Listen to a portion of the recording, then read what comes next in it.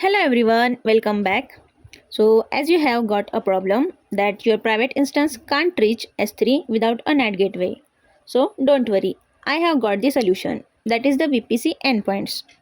But before I jump into the demo, let's first understand what is a VPC endpoint is.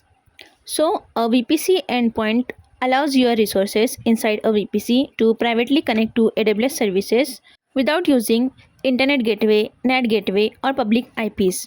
So, this improves the security and can also help reduce the cost. So, there are two types of VPC endpoints in AWS. First is Gateway Endpoint, and second one is Interface Endpoint. So, let's see what is the difference between these two. Gateway Endpoint is free to use, but it is available only for Amazon S3 and DynamoDB, and you have to attach it to your route tables. If we talk about Interface Endpoint, so it works with almost all other AWS services and it provisions an elastic network interface in your subnet with a private IP, and it is not free. You have to pay per hour plus the data charges. Now that we understand what is a VPC endpoint and the difference between gateway and interface endpoint, so let's focus on VPC gateway endpoint. So in this video, I will show you how it works through a hands-on demo. So let's get started. After logging into the AWS Management Console, I am creating a VPC with a both public and private subnet. So here I am choosing VPC only.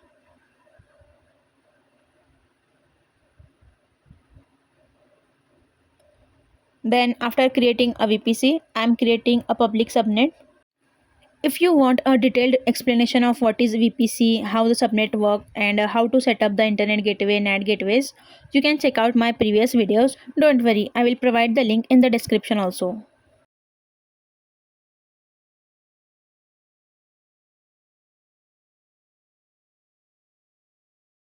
So after creating a public subnet, we have to enable the auto assign public IPv4 address. Then after this, I am creating a private subnet.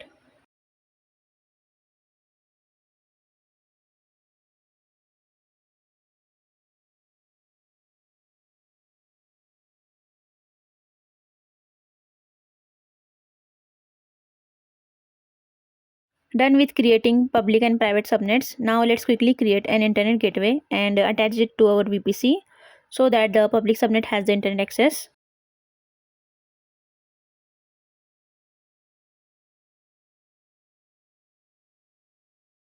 After this, first let's create a route table for the internet gateway and associate it with the public subnet.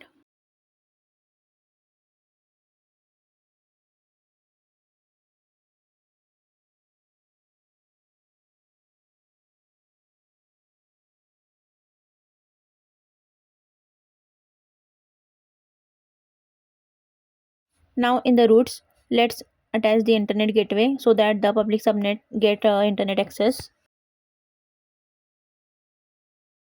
So done with public subnet setup. Now for the private subnet to get the internet access, I'm creating the NAT gateway. So here I am placing the NAT gateway in public subnet because it needs the internet access through the internet gateway. From there, it allows the private instances to connect to the internet securely. Now it's the time to create the route table for the private subnet.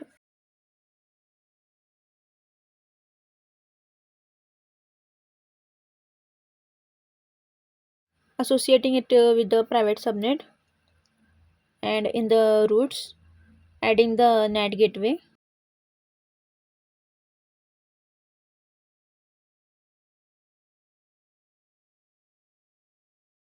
Now our VPC setup is complete. Let's launch our first EC2 instance in the public subnet.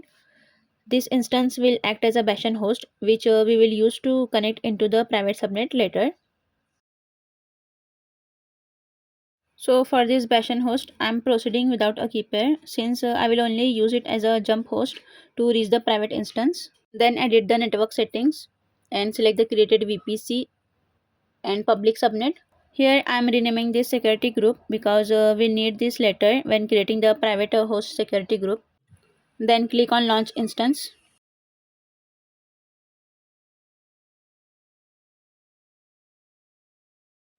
After launching the instance, let's connect to it from the AWS Management Console using the EC2 Connect option. Then switching to root user. Let's check the internet access by running the ping google.com. So it is responding successfully. Now let's run AWS S3 ls to check if this instance can list the S3 buckets. Unable to locate credentials. This is because I have not provided this instance with any IAM role or AWS credential yet. We'll fix this later, but first let's launch our second instance, which is the private host using the private subnet.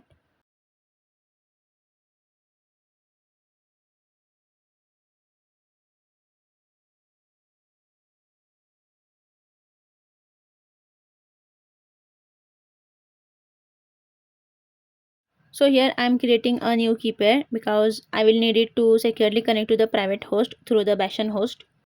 Then edit the network settings, select the created VPC and a private subnet.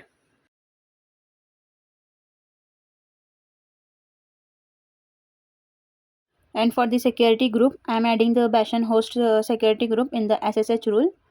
This ensures that the private host can only be accessed through the Bastion host. I am also adding HTTP and all ICMP IPv4 rule so that we can test the web traffic and ping connectivity.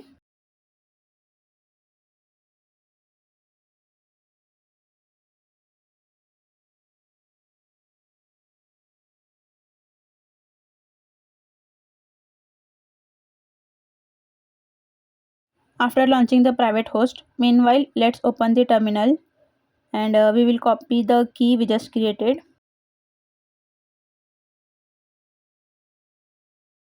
And then let's create a file inside our Bastion host. So I am using the VI and the name of the file mykey.pem and paste the private key inside this file. So this will allow us to use it for connecting securely to the private host. Now let's check the permission of this file. By default, it may not have the right permissions as we have to modify this.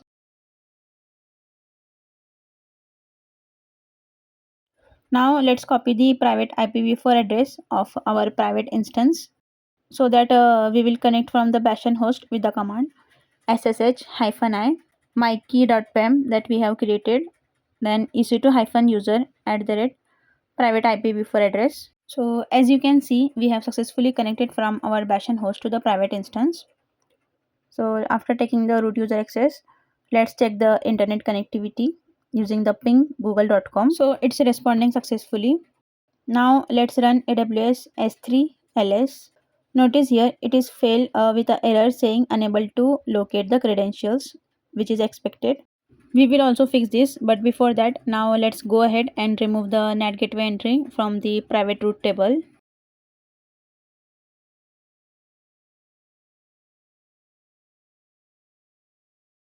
After this, let's test the internet access again from our private instance using the ping google.com. As you can see, it is no longer responding, which is expected because without the internet gateway, the private subnet has no way to reach the internet. So now, instead of restoring the NAT gateway, we will solve this using a VPC gateway endpoint for S3. So notice here in the private root table, there is only one root, which is the local root for communication within the VPC. So let's create a VPC endpoint. On the left side of our VPC console, there is an option called as endpoints. First, give the endpoint name. This can be anything. Next, for the type, select the AWS services as we want this endpoint to connect to AWS managed service. Then under the services, choose S3. Make sure the endpoint is set to gateway. Then after that, select the created VPC and the private root table, which is associated with our private subnet. This ensures that all the traffic from the private subnet to S3 will route through the endpoint. Then finally click on create endpoint. So after creating the endpoint, we can check the private route table. Earlier, this route table had only one route, which was for local VPC traffic. But after creating the S3 gateway endpoint, you will see a new route added automatically. This route points S3 traffic to the endpoint, allowing the instances in the private subnet to access S3 without using the internet or NAT gateway. So the next step is to attach the IAM role to the private instance so it can access the S3. Select the private host under the Actions, Security and modify IAM role. Here I am going to create one new IAM role. Click on create role, then select the AWS service and under that choose the EC2 as the service that will use this role since we are attaching it to our private instance. So for the permission I am selecting Amazon S3 read only access so the instance can read from the S3. And finally we have to give the role name. You can give any name as I am giving the test VPC S3 read only access. Then click on create role.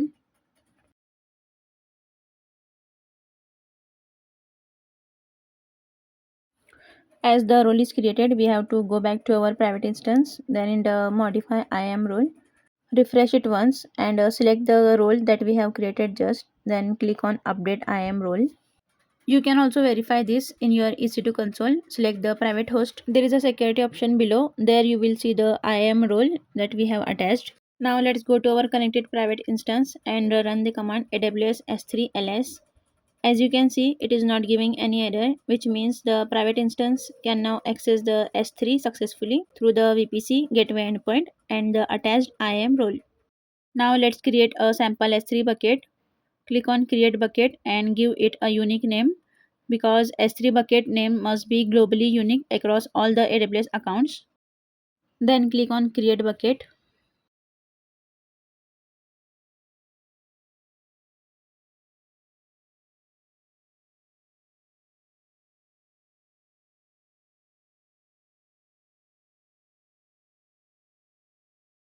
Now let's go back to our connected private instance and again run the command AWS S3 ls and it will list the S3 bucket that we have created just. So this confirms that our private instance can access S3 successfully through the VPC gateway endpoint and attached IAM role without using internet or NAT gateway.